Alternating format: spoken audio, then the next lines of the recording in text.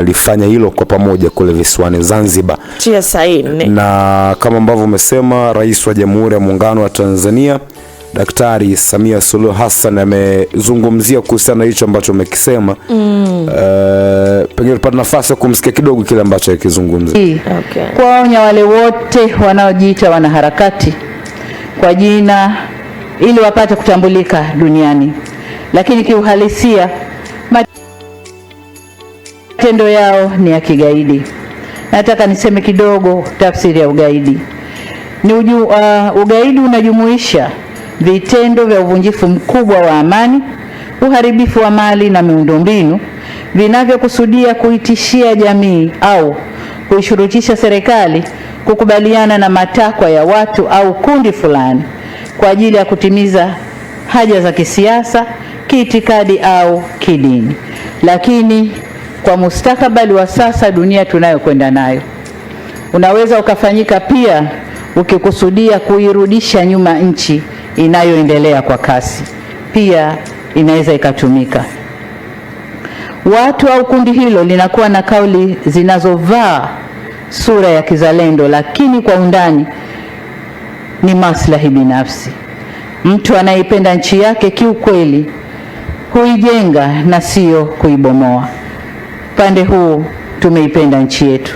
Haya, hicho ni kifupi kile ambacho amekizungumza Mheshimiwa Rais wa Jamhuri ya Muungano wa Tanzania Daktari Samia Suluhu Hassan jana kule visiwani Zanzibar, wakati wa hilo tamko la pamoja ambalo lilikuwa linatiliwa saini kati ya Chama cha Mapinduzi kwa maana CCM kule visiwani pamoja na ACT Wazalendo juu ya maridhiano na juu ya serikali moja wa kitaifa. Sawa, lakini habari hii inamalizika kwamba Zanzibar ingia enzi mpya na maridhiano ya vyama vya CCM na ACT Wazalendo sasa kuunda serikali ya umoja wa kitaifa. Okay. Ya, waingia kwenye enzi mpya. Mambo mazuri kabisa. Tunawapa hongera kwa sababu jana tumeona magazeti ambayo yameandika kuhusiana na namna ambavyo Wazanzibari ama viongozi hawa wameona nchi kwanza ama Zanzibar kwanza, alafu mambo mengine yanafuata. Kwa hiyo wametanguliza nchi yao mbele. Lakini habari nyingine, gazeti hili linaandika maridhiano yaleta taswira mpya Zanzibar. Habari hii inaendelea hapo, naandika habari hiyo utasoma kwa undani. Lakini habari nyingine naandika bosi mpya TANAPA aanza kazi na maagizo 6 ya waziri Kijaji.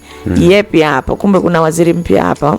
Si waziri. Na ni bosi mpya. Okay. Waziri ndo kamtolea maelekezo Ashatu Kijaji. Okay. Yeah. Kurasa wa 3 habari hii imeandikwa hapo, tasoma kwa undani zaidi.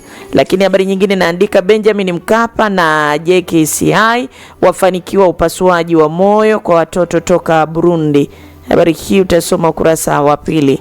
Hao wa Burundi ndo wamekuja huko au wamefanywa upasuaji hapo? Taarifa ambayo ilikuwa imetolewa, and of course kama ambavyo umesema kuhusiana na huo upasuaji ambao umefanywa, kwa nimeiona ile taarifa pahali, wacha nilete hapa tuielewe vizuri. Ione vizuri ya maana hapa wamesema Benjamin Mkapa na JKCI wafanikisha upasuaji wa moyo kwa watoto toka Burundi. Timisi wale watoto kutoka Burundi wako Tanzania. Kwenye hizo hospitali kwa ajili ya matibabu. Yes, na itafuta hapa hii tuiweke of course hapa. Inatajwa kwamba hospitali ya Benjamin Mkapa kwa kushirikiana na taasisi ya moyo ya Jakaya Kikwete kwa maana ya JKCI pamoja na wataalamu wa afya kutoka Burundi imeandika historia baada ya kufanikisha upasuaji wa kuziba matundu ya moyo kwa watoto 3. Hatua ambayo inatajwa kwa mwanzo ushirikiano wa kikanda katika kuimarisha huduma za kibingwa na kukuza tiba za utalii nchini. Sasa haya yamezungumzwa na mkurugenzi mtendaji wa hospitali ya Benjamin Mkapa anaitwa Dr. Abel Makubi, ambaye amesema kwamba watoto wote waliopatiwa matibabu wanaendelea vizuri na wameonyesha maendeleo ya kuridhisha, huku akieleza kwamba mafanikio hayo ni ushahidi wa uwezo wa taasisi za afya nchini kushirikiana na kutoa huduma za kibingwa ambazo zinakidhi viwango vya kimataifa. Na amesema kwamba upasuaji wa kwanza ulifanyika kwa mfumo wa ushirikiano kati ya hospitali ya Benjamin Mkapa lakini pia taasisi ya moyo ya Jakaya Kikwete pale pamoja na wataalamu kutoka Burundi.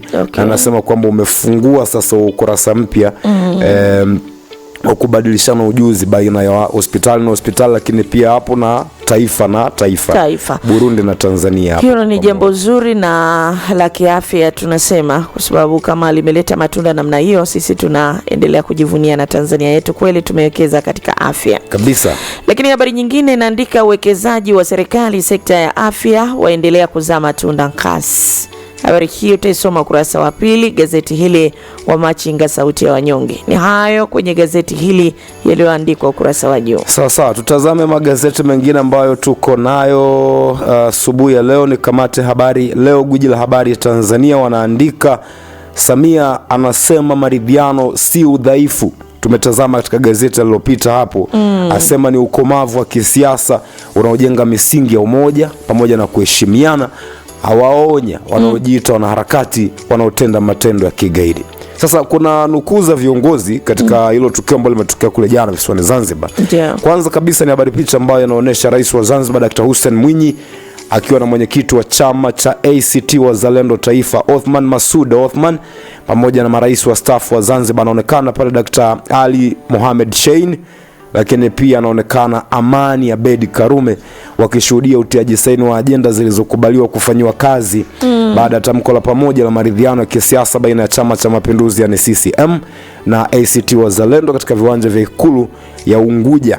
Na wanaosaini hawa niliwataja awali kwa maana ya Omo, Dr. Hussein Mwinyi, Amani Karume pamoja na Mohamed Shein, wao wamesimama wanatazama utilianaji saini, lakini wanaotia saini pale anaonekana naibu katibu mkuu wa ACT Wazalendo Zanzibar Omar Ali Shehe pamoja na naibu katibu wa CCM Zanzibar Dr. Mohamed Saidi Dimwa.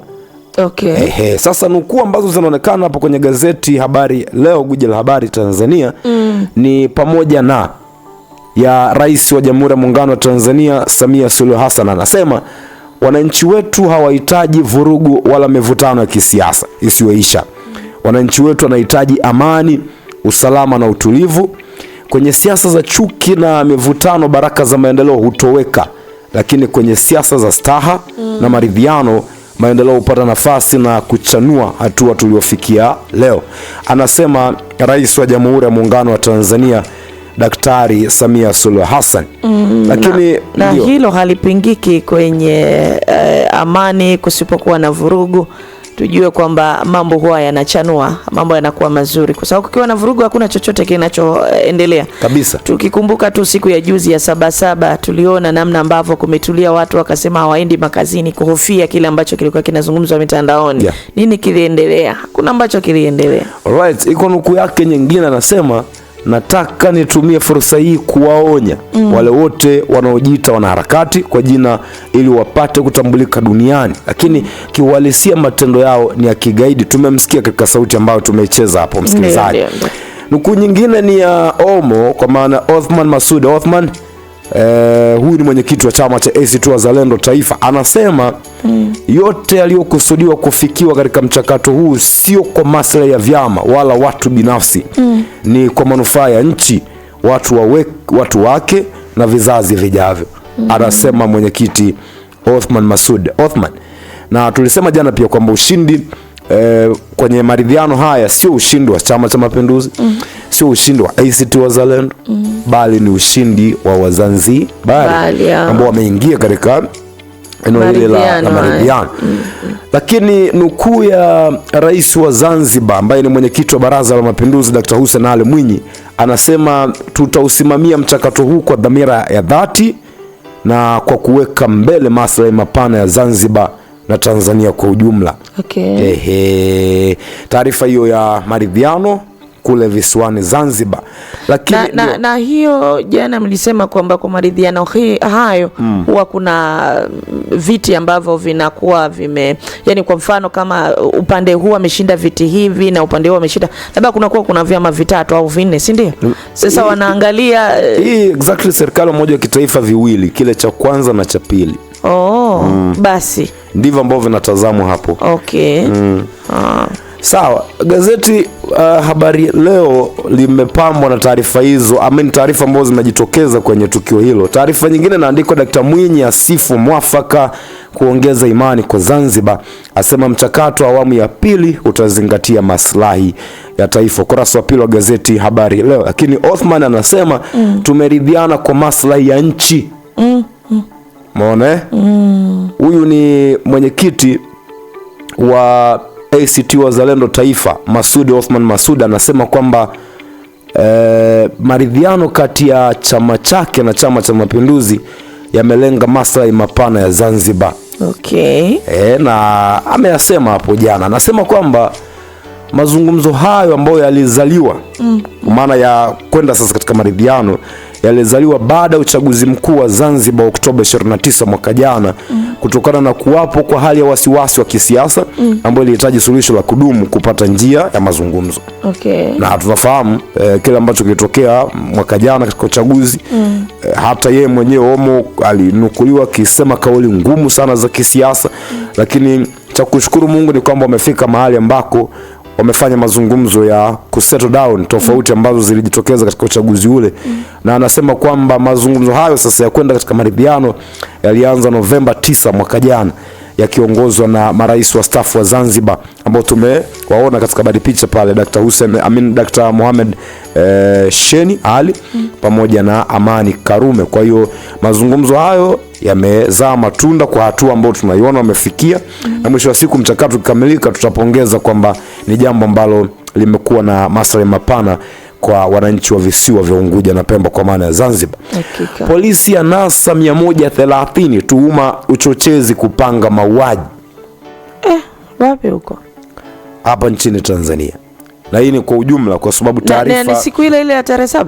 Yes, taarifa ambayo imetolewa na DCP David Misime, msemaji wa jeshi la polisi, ni kwamba hao watu walikamatwa wakihusishwa na matukio ya uchochezi, lakini pia kupanga kufanya vurugu katika ile siku ya tarehe 7 ya mwezi wa 7. 130. Ndio. Lakini ya mwisho inaandikwa hapa, CCM ACT Wazalendo wakubaliana mambo matatu. Kurasa wa pili umeandika mambo hayo na nimetia nukta. Habari Leo, gwiji la habari Tanzania. Sawa, mimi niko na gazeti la Dira ya Mtanzania. Habari kubwa inaandika Rais Samia asema amani ni mtaji wa maendeleo. Asema mtu anaipenda nchi yake hawezi kuibomoa. Aeleza kuwa penye siasa za chuki maendeleo hupotea. Na tumetoka kumsikia kwenye sauti yake hapa. Amezungumza kuhusiana na swala la mtu akipenda nchi yake hawezi kuibomoa, na penye siasa za chuki maendeleo hupotea. Habari hii imeandikwa hapo, na katika habari picha hapa, msikilizaji, yuko Rais wa Jamhuri ya Muungano wa Tanzania Dr. Samia Suluhu Hassan akiwa na Rais wa Zanzibar na mwenyekiti wa Baraza la Mapinduzi Dr. Hussein Ali Mwinyi kwenye hafla ya uwasilishaji wa tamko la pamoja la mwafaka wa kisiasa baina ya Chama cha Mapinduzi CCM na ACT Wazalendo katika viwanja vya Ikulu Zanzibar jana. Wako hapa katika habari picha, lakini wewe ukijipatia gazeti hili utawaona hapa na utasoma habari hiyo kwa undani zaidi. Lakini habari nyingine kwenye gazeti hili inaandika Balozi Omar afanya mazungumzo na mkurugenzi mtendaji mpya IMF. Habari hii utaisoma pia kwa undani zaidi na katika habari picha wako hapa. Lakini habari nyingine inaandika Dr. Mwigulu kuzindua kitabu cha falsafa ya sheria ya Mama Samia leo Dar es Salaam. Habari hii imeandikwa hapa na utasoma kwa undani zaidi utakapojipatia gazeti hili la Dira ya Tanzania. Lakini habari nyingine, gazeti hili linaandika ofisi ya msajili wa hazina yapanga kukusanya shilingi trilioni 2. Habari hii utasoma pia kwa undani zaidi gazeti hili la Dira ya Tanzania, hoja ya wote. Na kwa asubuhi hii gazeti hili kwa siku ya leo linaandika hayo, lakini niko na gazeti lingine hapa, gazeti la Mwanahabari, gazeti bora. Nini ambacho kimeandikwa kwenye gazeti hili?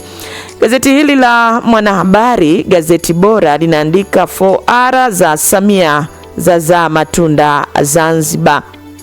ACT Na CCM waonyesha njia ya maridhiano kwa vitendo, waweka mbele maslahi ya nchi. Vicheko utani vya shamiri. Habari hii inaandikwa ukurasa wa 3 gazeti Mwanahabari. Kwa vicheko na utani kama ulifuatilia hivyo, walikuwa na Arusha Live, walifuatilia vicheko na utani viliendelea pale. Penye amani hata utani unakuwepo. Hamwezi kuchekeshana hapa sipo na amani. Kabisa. Habari hii inaandika ukurasa wa 2 gazeti Mwanahabari. Lakini habari nyingine gazeti hili linaandika na kuna habari picha hapa ambapo inaonyesha Rais wa Jamhuri ya Muungano wa Tanzania Dr. Samia Suluhu Hassan yuko hapa akiwa pamoja na wageni mbalimbali waliohudhuria hafla ya uwasilishaji wa tamko la pamoja la muafaka wa kisiasa baina ya Chama cha Mapinduzi CCM na ACT Wazalendo katika viwanja vya Ikulu Zanzibar jana. Yuko hapa. Samia aonya wanaharakati magaidi. Bila shaka tumeona na tumesikia kwenye magazeti mengine. Lakini habari nyingine, Dr. Mwigulu mgeni rasmi uzinduzi kitabu cha Mama Samia Doctrine of Law. Bila shaka tumeona kwenye gazeti lingine hapa kwamba atakuwa mgeni rasmi kwenye kitabu hicho. Lakini habari nyingine naandika Waziri Sangu ahimiza nidhamu na uwajibikaji kwa wafanyakazi wa Kitanzania nchini Katari. Habari hii utaisoma kwa undani zaidi. Lakini habari nyingine gazeti hili inaandika serikali ya mwaga bilioni 1.8 ujenzi kituo cha afya Nkasi, na Waziri Homera akizindua hivi Nkasi imerukwa na si alizindua tena, bado yupo sijaelewa basi nani sasa taarifa zinatoka kwenye ziara ile ni ile nifikiri bado yupo huko na kaibua yale mengine ya watoto pale wa kiume 10,000 kwa 5,000 unajichagulia wewe kifurushi cha 5,000 ama cha maombi ya watu wengi sasa yatakuwa 5,500 maana lakini hapana hapana. Sikubaliani nayo kabisa kwa sababu unajua katika maisha tunahitaji tupate watoto wa jinsia zote. Pate mtoto wa kike, pate mtoto wa kiume. Hapo imekemewa ile. Yaani tusijikite kujadili tofauti ya bei. Hakuna uhalali kabisa wa ile fedha ambayo inatozwa pale. Yaani sio tu swala la kwamba kwa nini wa kiume 10,000 na kwa nini wa kike shilingi 5,000. Hakukuwa na uhalali kabisa. Yes. Sawa, habari nyingine gazeti hili linaandika ofisi ya msajili hazina yalenga kukusanya trilioni 2 mwaka 2026-2027. Kurasa wa 3 habari hiyo imeandikwa hapo gazeti Mwanahabari, gazeti bora. Ni hayo kwenye gazeti hili. Majira, gazeti huru la kila siku, wanaandika Rais Samia anasema maridhiano si udhaifu bali ni ukomavu wa kisiasa, asisitiza penye siasa za staha maendeleo huchanua, aonya wanaojifanya wanaharakati au hakuna viongozi wa dini wafunguka.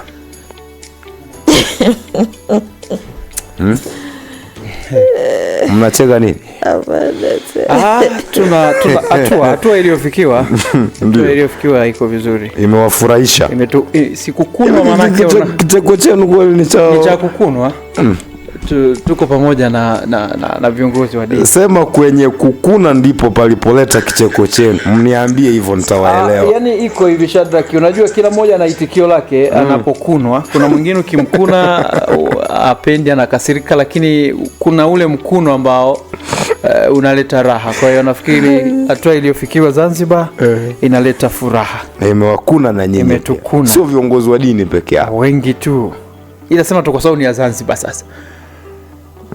Ni Zanzibar. Zanzibar ni sehemu ya Tanzania. Zanzibar ni sehemu ya Tanzania. Na utakumbuka wakati wanazungumza viongozi wote walikuwa wanasema huu ni ushindi wa Zanzibar. Alafu baadaye sasa wakikumbuka ndo wanasema na Tanzania kwa ujumla, lakini kiukweli ni Zanzibar. Katika wote ambaye amejaribu kuihusisha Tanzania kwa ujumla, Dr. Mwinyi bado anaendelea kukonga kile ambacho anakisema.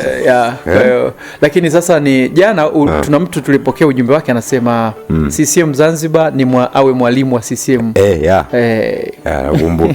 Hivi inapaswa kuwa CCM peke yake ama hata uongozi pia wa juu kabisa wa taifa wajifunze pia. Unajua nini?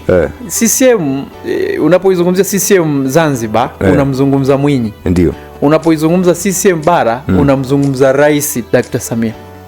Kwa sababu ndio mwenyekiti unazungumzia Mwinyi ambaye yupo sasa hivi, Hussein Mwinyi kule Zanzibar. Kwa sababu unapozungumza hawa, yani wale wanaoshikilia madaraka ya nchi ndio wanaoshikilia pia na madaraka ya chama kwa katiba ya chama chao. Kabisa. Ngoma mmoja alitaka kuikataa kwamba sio lazima akishikilia nchi ashikilie chama. Kulikuwa kuna sababu pia ya msingi hiyo, na ingefanikiwa tungeona pia utofauti wa serikali na chama. Na vyama vingine viko hivyo.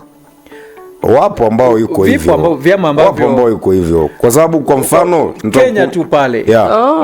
Yani sio lazima noti vyama vingine nchi zingine. Tutakumbushana pia hata uchaguzi wa mwisho ambao Chadema walishiriki hapa, aliyegombea nafasi ya urais hakuwa mwenyekiti wa chama. Sio? Ndio. Tunarudi msikilizaji, hii ni Sauti ya Asubuhi, dondoo za magazeti. Tuko hapa, usiondoke kwa sababu tuna mengi mazuri.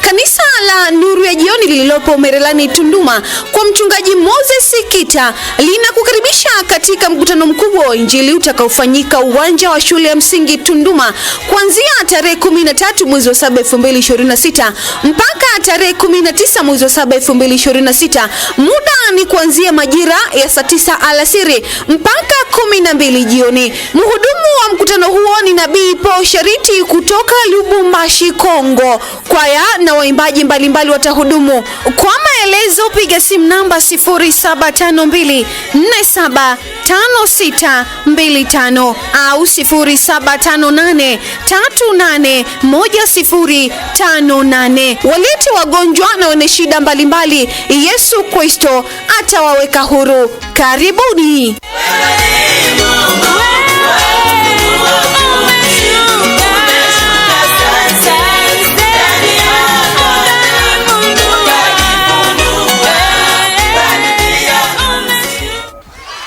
Rozi, mambo? Sijakuona shuleni leo, lakini asubuhi nilikuona ukiwa umevaa sare ya shule. Poa Asha, leo sijaenda shule. Hizi sare za shule ni geresha tu. Nilienda kwa mpenzi wangu. Rozi, una mpenzi? Unachagua mapenzi badala ya shule? Hujui hatari zilizopo? Magonjwa, mimba za utotoni na hata kupoteza ndoto zako. Nifanye nini Asha? Nyumbani hakuna anayejali. Baba wala mama hawafuatilii masomo yangu. Mahitaji yangu kama madaftari na pedi napata kutoka kwa huyo mpenzi. Ndio maana namthamini. Hiyo si sahihi Rozi. Kila mtoto ana haki ya kupata elimu na wazazi wana wajibu wa kumlinda na kumfuatilia maendeleo ya mtoto wao. Mpenzi sio suluhisho la maisha yako. Elimu ndio itakayokupa maisha bora ya baadaye. Tukatafute msaada shuleni kwa mwalimu wa malezi au hata kwenye kamati ya kata ya ulinzi wa mtoto mtakuwa.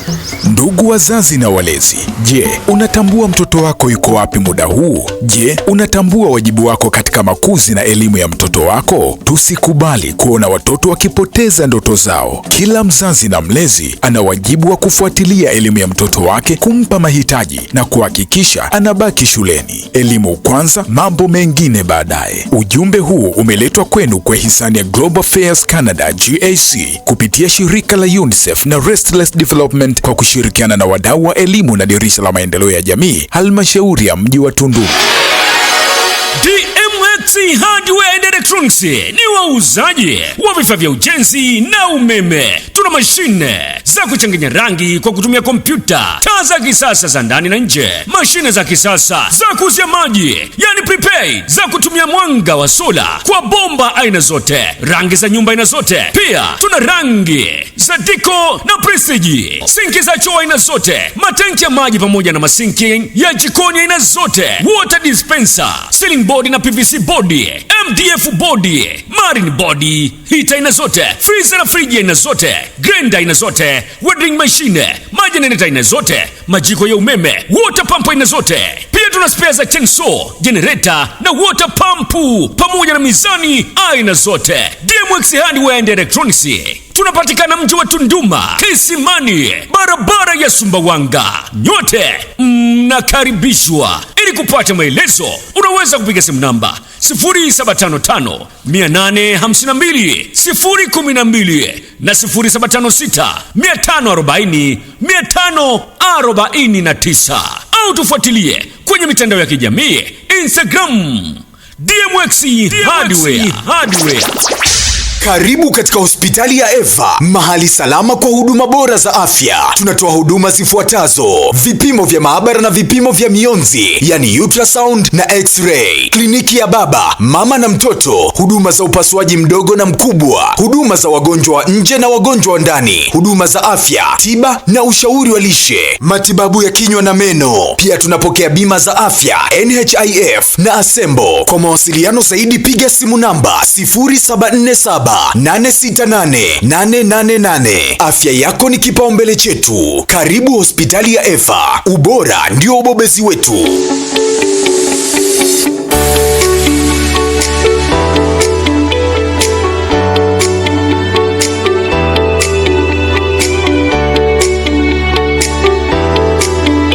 Back again, tumerudi tena saa 3 kasoro dakika 25 wananzengo. Ile ya kwetu huku tuza nini? Wanalutala. Uturuki kule ni tunasemaje ndugu? Wakisu. Au wakipanga. Kule kwetu tunaita Vivanza. Wote tuwe hapa. Wanalutala, Wakisu, Vivanza, Wananzengo, yote kwa yote. Hivi Wananzengo ya wapi? Hiyo ni Usukumani kwa. Wananzengo. Okay. Tupo kwenye kilinge chetu cha asubuhi. Vilinge vingi viko jioni, lakini cha kwetu tumekimega asubuhi mapema kabisa kwa sababu akili inakuwa fresh. Yes. Tunaruhusiwa kucheza bao asubuhi. Lakini mazungumzo yao yana hoja kama hivi. Kusaka uhuru. Sikia baba wa taifa alikuwa anatumia bao. Anatengeneza misingi ya kutafuta uhuru. Mbona unagusa alichokisema Daktari Benson Bagonza? Nafikiri tunaachana nalo hilo. Natafuta uhuru ama tulipeleke kabisa kwa kitovu lile. Ni uhuru. Unajua kinachofanyika Zanzibar, wanatutazamisha kwamba uhuru unatakiwa utafutwe. Kwa bara huku, lakini kwa hoja za Mheshimiwa Rais jana nimemsikiliza vizuri kabisa. Hoja ni nzuri, ingawa sasa ndio vile kwamba unaweza ukawa na kitu kizuri ukaweka kwenye kikombe ambacho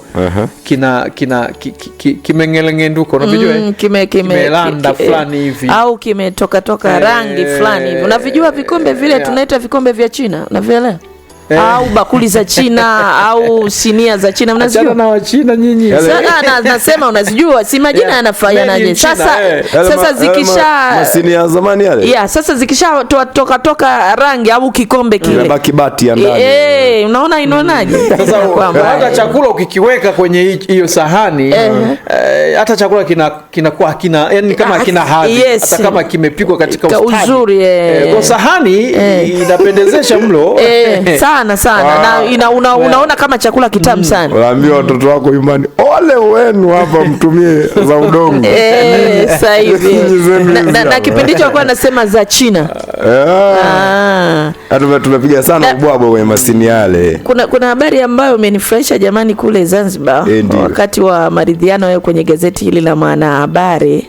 Bila shaka wanasema kuna habari ambayo nimesoma hapo Shadrack Manzoni nikamwambia fawara za Samia za matunda Zanzibar na ACT Wazalendo pamoja na CCM waonesha njia ya maridhiano kwa vitendo, waweka mbele maslahi ya nchi, si ndio? Sasa vicheko na utani vya shamiri. Hicho kipande hicho. Walai kwenye hiyo uliyosema yenye 4 hiyo sikukusikia. Au kunisikia? Tusingemaliza. Bora sikukusikia. Mimi nilisikia kila kitu, na hata kwenye kuhoji pia na hoji ulifuatilia vicheko na nini. Kuepo hapa.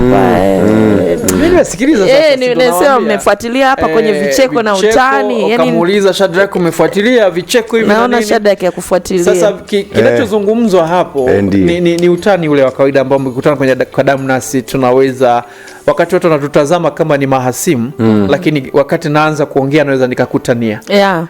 Maana nikikutania maana unaweza kucheka. Si unaona, kwa mfano unaweza kumkuta mtu anakatania issue ya Yanga na Simba. Akamwambia mtu, vipi ulimaliza haja zote siku hiyo? Kwa maana ni utani. utani ambao watu si watacheka. Yani kitu ambacho hakikutarajiwa pengine kutoka kwa kiongozi, unamtania kiongozi mwenzako kwa sababu unamjua ni mwana Simba. Unaweza kumwambia hicho, vipi ulimaliza haja au utakuja tena? Na kwa nini nimesema hapa pamenifurahisha. Unaona namna ilivyo nzuri na njema mnapofanya maridhiano, lakini mnapoweka nchi yenu mbele ama maslahi ya nchi mbele. Kwa hiyo kuna vitu fulani ambavyo automatic vinakuja, kwa mfano kama utani na vicheko na furaha na namna kama hiyo. Lakini hicho tedi katika kisiasa havina maana. Kwenye kisiasa au wao wanacheka hata kwenye vita. Sio mwe kutuuliza hapa kwamba hivi nawezekanaje watu wakasema jamani tusipigane kwa sasa hivi tupitishe kwanza chakula kiende kule. Alafu baadaye tuendelee. Hayo makubaliano na mtu mliokasirishana inawezekanaje mkakubaliana? Ndio hapo sasa. Kwenye siasa mnaweza mkacheka hata wakati mko vitani. Ni mambo machache sana ambayo yanaweza kasitisha vita kwa makubaliano kwa muda, alafu tutaendelea. Na mlikuwa na mahasira yenu kabisa. Exactly. Ishatokea mpira wa miguu, mechi imesitisha vita kwa muda, mechi imeisha, tunaendelea. Lakini pia ilitokea katika sikukuu za kidini za Ukraine na Urusi imesitishwa vita kwa muda kupisha sikukuu zile za kidini. Kwa bwana jamani tunasimama. Ikiisha tu tunaendelea. Tukutane kwenye bato. Gazeti Majira ndio ambao niko nalo mkononi. Taarifa nyingine inaandikwa serikali imejipanga kuhudumia wananchi kwa ufanisi, anasema Profesa Palamagamba Mwaluko John Kabudi. Lakini imejipanga kuwahudumia wananchi kwa ufanisi. Kuanzia lini?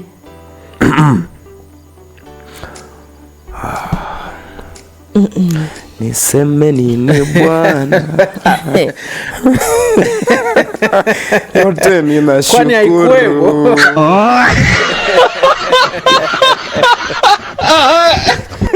Ilikuwepo. Sasa inaweza kujipanga kwa namna ya kipekee. Wanaweza wakafanya kwa namna nyingine. Ilikuwepo. Jamaa wanasema au tumeichagua jana. Ni mpya kabisa hii. Hivi sasa nini hiyo ambao mmechagua jana? Si serikali inayojipanga kuwahudumia. Yaani yeye anauliza serikali haikuwepo toka zamani. Yaani kwamba inataka kutuambia haikujipanga. Kwani kuna dhambi kujipanga tena? Hakuna dhambi. Kuanza upya. Itangulie kukiri kwamba haikuwahudumia kwa ufanisi. Huenda ndani wameandika mekiri. Ndani kwa ndani. Huenda ndani waandike mekiri. Unajua nini Shadrack? Jana nilikuwa namsikiliza mzee wetu Baba Askofu Bagonza. Ndio. Unajua inahitaji usiwe na hasira sana ukiwa unamsikiliza mzee kama yule na usisimame upande. Hutamuelewa. Simama katikati. Kama hivyo simama yeye. Yani wewe uwe kama tu huna cha kupata na huna cha kupoteza. Unapomsikiliza. Ukiwa hapo utamuelewa sana. Jana mimi nilijitahidi kwa eneo hilo. Katikati. Ulisimama hapo neutral kabisa.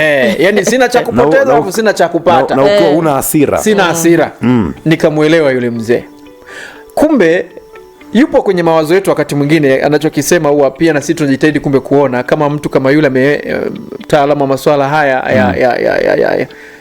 ya theology ya Biblia na saikolojia. Na ile naongea ni PhD ile. Yes. Anagusa yale ambayo tumewahi kusema, basi huwa tunajipiga kifua. Anasema wakati mwingine hata hawa viongozi tulionao hasa viongozi vijana ndio wanaungana na vijana ambao hawako katika mfumo kukataa kile kinachoendelea, ila sasa wao wanaamua kuwa watii, ila utii wao ni ule ni wa uoga. Ni uoga ambao unaitwa utii sasa kwa wale waliowapa nafasi. Kwa hiyo ndio maana ni vijana nao hawa ambao nje ya mfumo wanaongoza wakiwachukia wenzao wale vijana walio kwenye system, wakihisi wale wako upande ule, lakini kumbe wako nao, isipokuwa tu sasa wale ni watii wa ule uoga ili maisha yao yafanyaje? Yaendelee. Mwalimu wakati naendelea hapo, Mwalimu Nyerere anasemaje kuhusu uoga pia? Huu utii wa uoga. Kama ndo tunakubaliana kwamba ukizingatia sana kauli za mwalimu unaweza ukawa unaonekana wewe ni mwanaharakati, na yeye amesema Nyerere alikuwa ni mwanaharakati, na ambacho kwenye taifa letu sasa, sio taifa letu, kwenye serikali kuanzia sasa hivi kipindi hiki cha hivi karibuni, ukiwa mwanaharakati ni dhambi kubwa sana kwa kipindi hiki. Kwa kipindi hiki, kwa kipindi kile harakati ndio zilizotoa uhuru. Yaani tuko huru leo unasikia miaka 60 ngapi? Mwanaharakati. Ni kwa sababu ya harakati. Ndio maana uhuru ukapatikana. Lakini katika kipindi sasa katika kipindi hichi tuko na uhuru alafu kuna uharakati inaonekana kama kuna tafutwa tena. Sasa hakuwezi kutokea mwanaharakati kama uhuru upo. Umesema tuko na nini Teddy? Nasema ambao wanaharakati sasa ambao wanatajwa kwamba wanaharakati hao wanapofanya uharakati wao ni kama kuna kutafuta tena uhuru mwingine. Rafiki Njibao amekujibu vizuri. Ukiona wanazuka manake hakuna au kuna au upo lakini hauonekani. Good morning. Tuko katika dondoo za magazeti. Kitabu cha Mama Samia Doctrine of Law kuzinduliwa kurasa wa 3. Mpaka naondoka Mheshimiwa Rais kutakuwa na naming ya vitu vingi sana kwa kile. Kumbuka yeye ya sheria. Ama hiki cha amekiandika yeye hiki. Ni vitabu. Doctrine of Law. Hawezi kuwa ameandika yeye. Sasa mimi jamani kwenye swala la vitabu kwa. Mimi ni mdau mkubwa sana wa vitabu sana. Mimi labda usome ndio uanze kunisimulia. Sio wewe. Labda kusoma vitabu inachosha pia. Mwalimu tena unakuwa na uchovu wa kusoma vitabu. Mwalimu sasa ndio uliosababisha niwe mvivu. Amesoma sana. Hapana, hajasoma sana wewe. Kwa sababu kama mwalimu ilitakiwa aendelee kupenda kusoma. Basi sawa, kitabu kinakuja kuzinduliwa, hicho ni Mama Samia Doctrine of Law, lakini afya ya mwanamke ni kipimo cha afya ya taifa. Naam. Afya ya mwanamke ni kipimo cha afya ya taifa. Kweli kabisa. Ukiangalia kwa ni kweli. Ni kweli hata ukiangalia kwa nje. Yaani ni kweli kabisa. Ndio. na tunasema ni kweli kwa sababu tumezungumzia hata leo tunarukwa tu. Yaani mfano mzuri ni rukwa hiyo. Yaani mkiboresha kwenye afya ya mama na mtoto. Tunasema afya ya mama, ni mshauri wa nini yule? Masuala ya uzazi, afya hapo uzazi, afya ya mama na mtoto. Baba yeye anaingia kwenye uzazi hapo. Ikiboreshwa eneo hilo, kusema ule ukweli, huo ndio ustawi wa nchi. Sasa kama kule hakujaboreshwa, kiukweli ustawi wa nchi tunaposema, unajua tuna welfare, tuna health. Hapa tunazungumzia nini sasa? Vyote kwa pamoja. Vyote hapo sasa. Kwa hiyo maana yake hicho ni kweli kabisa, kipimo ambacho Mheshimiwa Rais amepewa tuzo nyingi sana. Na barani Afrika anapigiwa mfano kwenye eneo hilo. Sekta ya afya. Hatumdai Mheshimiwa Rais kwenye eneo hilo. Maana anatambulikana duniani. Lakini ambacho tutamdai Mheshimiwa Rais ni kile ambacho yeye anataka kifanyike, kufanyika kweli. Yaani ambacho tunatamani tu kwa serikali yetu sasa ni kuongeza tu, kukaza uzi kidogo. Kwenye swala la afya. Yaani nani imezidi sana, nini mnaita diplomasia si nini? Imezidi sana. Diplomasia. Yaani watumishi wahisi kama wanapaswa kutumika.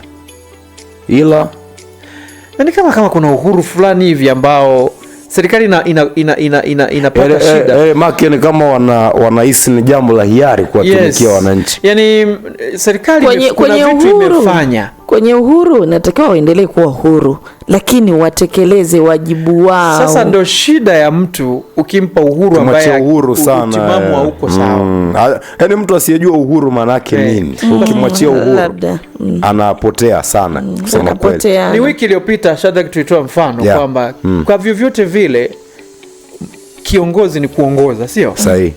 Anapopita mbele au anapofanya kitu ambacho nyinyi mlio chini yake mnaona kabisa ilifaa tufanye sisi, lakini anafanya yeye na hajawagombeza.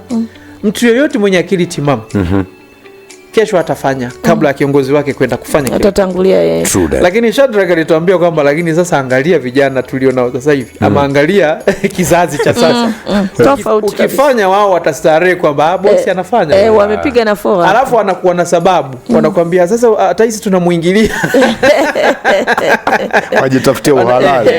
Sasa ndio issue iko hapa. Tunamuona Mheshimiwa Rais wakati mwingine mnyongeni bila haki yake mpe. Na mimi nakataa, nasema jamani mnyonge mpingieni. Yaani si nisemeje, mnyonge na haki mumpe. Atakuwa amekufa sasa. Si haki gani mnampa? Lakini ambacho tunataka kusema hapa, serikali chini ya Mheshimiwa Rais Samia, kuna maeneo mengi imefanya, na hata wakianza kuongea unaona, lakini kwa nini wananchi hawakubaliani na hicho kinachozungumzwa? Hakitokei kwenye uhalisia, kwenye vitendo, na mwenye jukumu la kufanya hiyo sio rais. Rais hawezi kuja kunichoma mimi sindano huku kabisa. Rais hawezi mimi kuja huku kuniambia hii kodi hapana usilipe, hii ushuru hapana. Lakini vyote hivi vinavyofanyika, blanda hizi zinafanyika, malawama haya yote anapewa Mheshimiwa Rais kwa sababu yeye ndio top pale. Kwa ambacho tunaomba kwenye serikali ni wanaomsaidia rais, hebu kufuatilia hivi vitu. Yaani ni uzembe tu ambao ndio unasababisha serikali nzima ichukiwe. Jana nimemsikiliza Mheshimiwa ameongea kwa uchungu, lakini pia ni kama wakati mwingine anahisi kama wananchi hawa wanajiamulia tu, hawampendi. Lakini kusema ukweli, kama kuna mtu wa kumng'ata sikio Mheshimiwa Samia rais, Watanzania wanampenda sana. Lakini shida ni watendaji wake wanamwangusha. Yaani kusema ule ukweli, kuna vitu anavyoongea mpaka tunashangaa. Kumbe vipo na hivi. Lakini watendaji hawavileti huku, implementation, uhalisia, utekelezaji havifanyiki. Leo tunalia na issue ya mama wajawazito kutozwa fedha. Watalia tu hivyo hivyo. Hakuna kauli ambayo pengine Mheshimiwa Rais angeisema, hakuna ambacho pengine watu wangechukuliwa. Na wakati mwingine havimfikii, sijui unaweza kusema hivyo kwamba labda havimfikii. Sina hakika sana. Wakati yuko waziri mkuu huku Rukwa, kuna mambo mengi sana aliyasema mazuri. Ndiyo. Na tukasema jamani, katika haya mambo mazuri yangekuwa yanatekelezwa mara moja, hakika tungekuwa mbali sana. Lakini akishaondoka basi hakuna mtu ambaye anafuatilia ya kuwatafuta wale wote waliowasilisha kero. Umeona shida iliyopo? Yaani wanabanwa kisawasawa. Sasa watu pia wakati mwingine wanapokuja viongozi wakubwa hawawezi kusema kwa sababu pia wanawaza usalama wao. Kabisa. Nimezunguka na mkuu wa mkoa kwenye ziara ya siku 2. Wananchi wanajihami kwanza. Anaanza kusema kwanza mimi siogopi, hata kama nitakufa bora nife, lakini ukweli lazima niseme Mheshimiwa mkuu wa mkoa. Mheshimiwa mkuu wa mkoa anasema nani atakuua, niko hapa. Na ukisema vyovyote unavyojisikia na tutahakikisha unakuwa salama. Na hata ikitokea chochote toa taarifa, namba yangu hii hapa. Yaani kwa nini mwananchi anatangulia kujihami? Kwa sababu kuna vikundi vya watu ndani ya serikali hawataki maovu yao yajulikane. Ukurasa wa 4 4R za Samia za matunda Zanzibar. Tumetazama katika magazeti yaliyopita. MV Ebeneza yaungua moto, wawili wafariki. Watu wawili wamefariki dunia huku wengine 48 wakinusurika kufa baada ya meli ya MV Ebeneza waliokuwa kisafiri kuungua moto katika ziwa Victoria. Nafikiri taarifa pia ilikuwa printed kabla, na update ambayo imetokea ni watatu sasa baada ya hii hapa kule katika ziwa. Na ni watu wazima. Exactly. Lakini mtoto ndio ana miaka 10. Sasa hawa 48 ndio wanaweza kusema kuirudia tena hiyo MV Ebeneza, wakasema ni Ebeneza. Maana sasa nasema hakika hata sasa ametusaidia. Hawa wanaweza kuendelea kuitaja Ebeneza tena. Kabisa. Waziri wa fedha teta na kigogo IMF, ni waziri wa fedha Balozi Hamisi Musa Omar amekutana na kufanya mazungumzo na mkurugenzi mtendaji mpya wa shirika la fedha la kimataifa IMF ambaye anasimamia idara ya Afrika, anaitwa Zaidan, katika kituo cha kimataifa cha mikutano cha SDKJ Banjul kule nchini Gambia, pembezoni mwa mikutano ya African Caucus ya mwaka 2026, ambao pamoja na mambo mengine ujumbe wa Tanzania na IMF wamejadili namna ya kuimarisha zaidi ushirikiano wa kimkakati kati ya Tanzania na taasisi hiyo muhimu ya kifedha. Taarifa ya mwisho hapa ni ya kimataifa. Trump aionya Iran kujiandaa kwa mashambulizi zaidi. Saa 2:52. Hizi ni dondoo za magazeti. Tamati ya Majira, gazeti huru kila siku. Vita bado vinaendelea kama kawaida. Ikamata gazeti la Nipashe Mwanga wa Jamii, habari kubwa inaandika CCM na ACT kimeeleweka, watia saini tamko la pamoja la maridhiano. Rais Samia awaonya wanaharakati wanaochochea vurugu nchini, akisema matendo yao yanafanana na ugaidi. Na habari hii utaisoma ukurasa wa 2 na wa 3 gazeti hili la Nipashe Mwanga wa Jamii. Lakini katika habari picha ukiwaona wako hapa wanasaini, na kuna viongozi mbalimbali ambao wako hapa wanashuhudia. Lakini habari nyingine linaandika kushikiliwa kwa kada Chadema, IGP, DPP na AG waitwa mahakamani. Na hapa wako katika habari picha, yuko AG Hamza Johari, mwanasheria mkuu wa serikali huyo, yuko DPP Sylvester Mwakitalu, yuko IGP Camillus Wambura. Na katika habari ambayo imefuatia katika Mwakitalu si ndo DPP? Sahihi. Mahakama Kuu ya Tanzania masjala ndogo ya Geita imewaita mahakamani mkuu wa jeshi la polisi IGP, mkurugenzi wa mashtaka DPP na mwanasheria mkuu wa serikali AG kueleza sababu za kuendelea kumshikilia mwenyekiti wa Chadema jimbo la Geita Neema Chozaile. Habari hii inapatikana ukurasa wa 5, tasoma kwa undani zaidi.